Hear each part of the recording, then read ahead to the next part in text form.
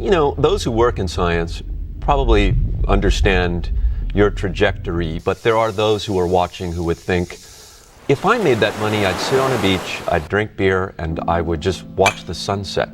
Kind of like a Corona beer commercial. Have you ever thought about that as a career option? You know, I find that really pretty boring. So that would be torture. If I had to do that every day, that would really be pretty awful for me. Not only did you, well, you rose, PayPal came up to 1.5 billion, you got out of that. Not only did you invest again, but you invested again twice. Not only that, but you chose probably two of the most risky, capital-intensive industries to go with. Rocket technology, which is basically a bomb, right. directed up, yeah. And then cars, which are, you know, we know what's happening in Detroit. Yeah. So what is it that motivates there to do that, to go through the crucible again, 2 times again? It's much less fun than it may appear. I mean, the case of what I thought of I would do was start and run SpaceX, then and then create an electric car company with a few other people, but just like apply 20% of my time and work on the product design. Because I'm like, my main thing is engineering and design. So that was an illusion. So I don't really have any choice but to apply a ton of time to Tesla, or the company would be, you know, definitely dead. So. But the other way to do it, you could have stayed in Silicon Valley, started another few internet companies, made $1 billion, and then you could have bought Chrysler and probably bought NASA too, and you wouldn't have to start from scratch. The point is not to sort of own a car company, but rather to accelerate the advent of sustainable transport. You know, honestly, I don't think everyone needs to go, you know, try to solve like some big world-changing problem. I mean, I think that, I really think like, we should just think like, are we doing something that's useful to the world? Like, if you're doing something useful, that's great. Like, just sort of a usefulness optimization is like, that's like a really good thing. You know, if you've done something that's useful to your fellow human beings, you've done a really good thing. And people should feel proud of doing that. Is there something about startup businesses that really fuels your desire to work? I really need to be preoccupied with something, and if I'm just sort of sitting there relaxing, I can only do that for a very short period of time, and then it becomes unbearable. If you want to do something really innovative, you have to apply a sort of first principles analysis, and don't reason by analogy. Analogies are referencing the past. First principles means you look at the most fundamental truths in a particular arena, and the things that really are almost indisputably correct, and you reason up from there to a conclusion. And if you see that conclusion is at odds with what people generally believe, then you have an opportunity. Now, you can't operate like that on all things because it takes too much mental horsepower. So most of your life you have to operate by reasoning by analogy. But if you really want to innovate, you must reason from first principles to identify the problem. Our target actually is, we've got a pet snail called Gary. This is from Gary the snail from SpongeBob SquarePants.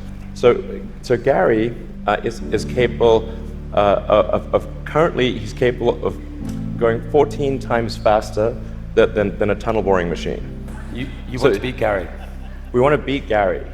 He's not a patient little fellow, and we want that will be victory. Victory is beating the snail. But a lot of people dreaming about future cities, they imagine that actually the solution is sort of flying cars, drones, etc. You go above ground. Why isn't that a better solution? You save all that tunneling cost. Right. I'm in favor of flying things.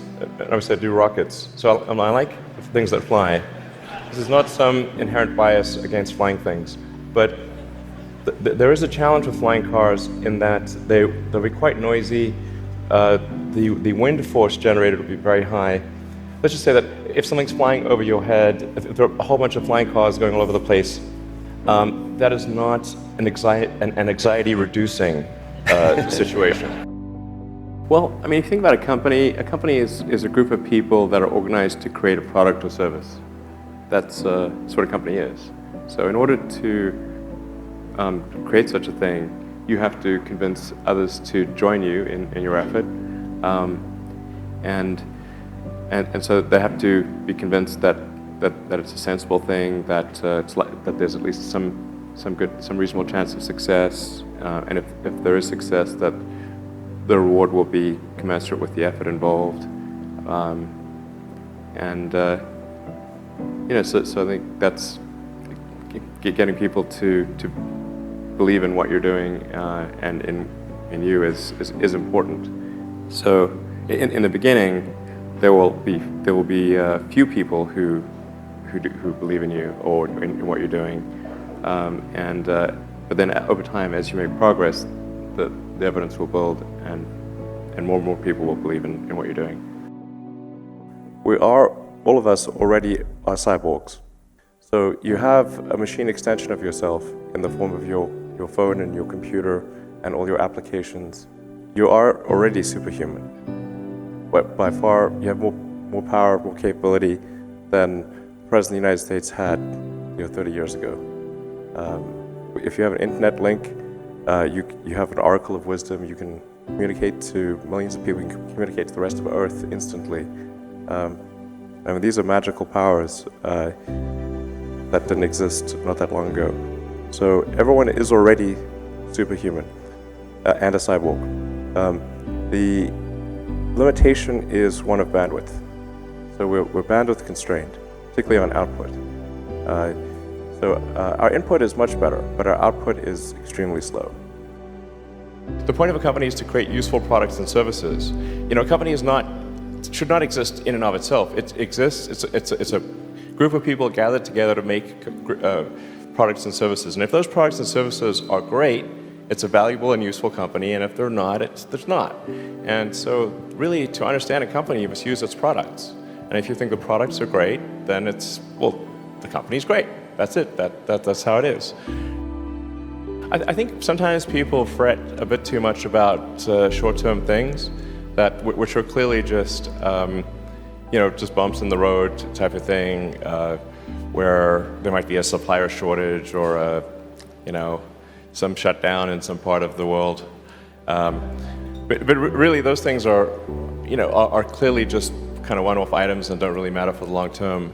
So I guess sometimes people fret a little bit too much about this quarter or that quarter, but if you're a shareholder, a company is really like the net present value of future cash flows. And so what is one quarter is not really a big deal. I think if you see people panicking, then instead of saying, oh man, my stock's gone down, there's a buying opportunity. I think it's a good idea when creating a company to have a demonstration, or if it's a product, to have like a good mock-up, or if it's software, to have good demoware, or to be able to sketch something so that people can really envision what it's about. Try to get to that point as soon as possible, and then iterate to make it as real as possible, as fast as possible. Could we expend so much energy running around on the surface of the planet that we don't have enough to eventually get off it to another planet if we wanted to? And if so, how long might we have to that point? I actually think as long as the sun is shining, we'll be fine. If humanity had to get all of its energy from the sun, it could do so. It's really a truly astounding amount of energy that comes at us from the sun. It's interesting that